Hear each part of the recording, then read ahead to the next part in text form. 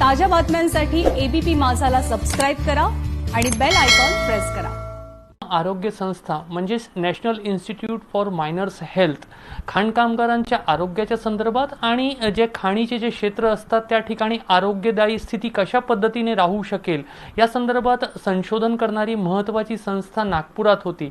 मात्र दुर्दैवाने नागपूर आणि महाराष्ट्राने ही संस्था आता गमावली आहे की काय असा प्रश्न निर्माण झालेला आहे, कारण ही संस्था आता अहमदाबादमध्ये स्थानांतरित करण्याचे आदेश झालेले आहे। माझ्यासोबत डॉक्टर ॲडव्होकेट अंजली साळवे विटणकर आहेत।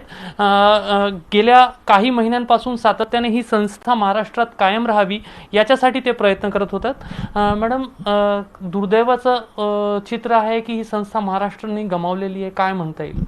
हो, महाराष्ट्राने ही संस्था गमावलेली आहे आणि महाराष्ट्रासोबतच म्हणजे चंद्रपूर आणि नागपूरला जे खाणीलगतचं क्षेत्र आहे त्याच्यामुळेच ही संस्था कोलार गोल्डफील्ड कर्नाटकमधून 2002ला महाराष्ट्रामध्ये आली होती। पण आता मर्जरमुळे ही संस्था NIMH ही जी संस्था आहे ही NIOH मध्ये विलीनीकरण झालं आहे आणि याचं हेड ऑफिस हे आहे ते गुजरातला आहे। त्याच्यामुळे साहजिकच महाराष्ट्राने ही संस्था गमावलेली आहे आणि ही संस्था आता आपल्याला वाचवायची आहे महाराष्ट्राला। मॅडम, मला हे सांगा की ही संस्था महाराष्ट्रासाठी, विदर्भासाठी आणि नागपुरात ती संस्था जेव्हा होती तर त्याचं महत्त्व काय होतं आपल्यासाठी? या संस्थेचं मेन ऑब्जेक्टिव्ह जे आहे, ह्या मेन संस्थेचं ऑब्जेक्टिव्ह असं होतं की खाणीलगत चे रहिवासी आहे किंवा खाणीत काम करणारे जे कामगार आहे यांच्यावरती जमिनीचं कंपन आहे, ध्वनी आहे, प्रदूषण आहे, जलप्रदूषण आहे, धूळ आहे, याचे काय अफेक्ट्स त्याच्यावरती त्या ह्युमन बिईंगवरती होतात आणि याच्या संदर्भात ही संस्था रिसर्च करत होती आणि काही जर टेक्निकल सपोर्ट लागत असेल तर ती टेक्निकल सपोर्टसुद्धा ही संस्था देत होती। गेल्या अनेक वर्षांपासून ही संस्था नागपुरात कार्यरत होती, कारण इकडे या भागामध्ये खाणीचे जे उद्योग आहेत ते जास्त आहे, खाण कामगार जास्त या भागामध्ये, तर त्यांच्या आरोग्यांसंदर्भात संशोधन करत होती। एक मोठी प्रयोगशाळा या ठिकाणी होती। आता जेव्हा कोरोनाचा संपूर्ण एक उद्भव झालेला आहे तेव्हा अनेक प्रयोगशाळा आरोग्याच्या संदर्भात स्थापन करण्याची एक चढाओढ जी आहे ती दिसत आहे। मात्र आरोग्याच्या संदर्भात काम करणारी एक महत्त्वाची प्रयोगशाळा त्याच काळामध्ये महाराष्ट्राने गमावली आहे।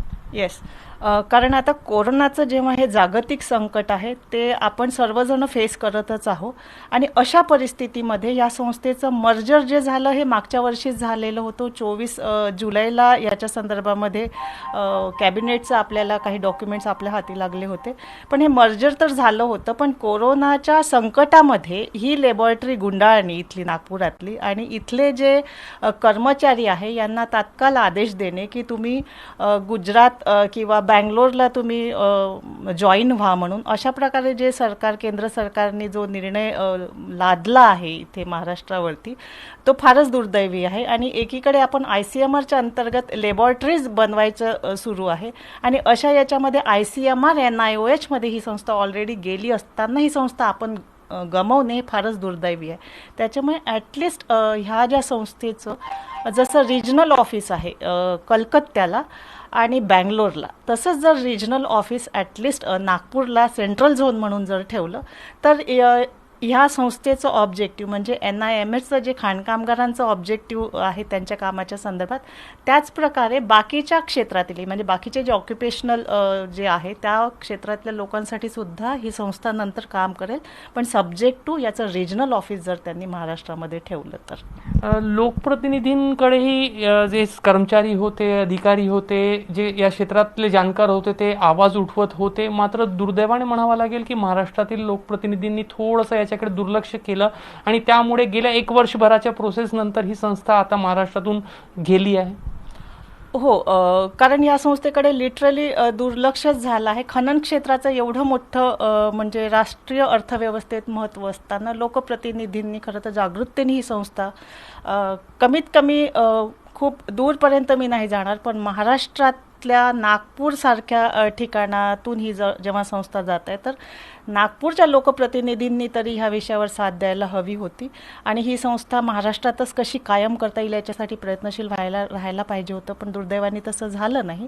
पण तरीही आपल्याला चंद्रपूरचे खासदार बाळू धानोरकर साहेब जे आहेत यांनी हा विषय मागच्या वर्षी संसदेमध्ये मांडला होता, पण तो विषय तसाच राहिला। त्याच्यानंतर आम्हाला वाटलं की ही महाराष्ट्रात राहील म्हणून, पण कोरोनाच्या आड जेव्हा ही संस्था जात आहे असं माहिती झालं तेव्हा मी सुप्रियाताई सुळे, माननीय सुप्रियाताई सुळेंशी कॉन्टॅक्ट केला आणि त्यानंतर अमोलदादा कोल्हेंशी कॉन्टॅक्ट केला आणि आपले आरोग्यमंत्री राजेशदादा टोपेंशी कॉन्टॅक्ट केला. तेव्हा नुकतंच त्यांनी पण दखल घेतलेली आहे आणि या संदर्भात त्यांनी महाराष्ट्र सरकारकडून हालचाली सुरू केलेल्या आहेत. तर लेट अस सी. पण जर का बाकीच्या लोकप्रतिनिधींनी जरी एकोप्याने हा प्रयत्न जर केला तर ही संस्था रिजनल ऑफिस म्हणून आपल्याला महाराष्ट्रात मिळू शकेल अशी आशा आहे. तर राष्ट्रीय खनिकर्म आरोग्य संस्था जी आहे ती तुर्तास तरी national institute of occupational health, ज्याचं मुख्यालय अहमदाबादमध्ये, त्याच्यामध्ये विलीन करण्याची जी प्रक्रिया आहे ती अंतिम टप्प्यात पोहोचलेली आहे.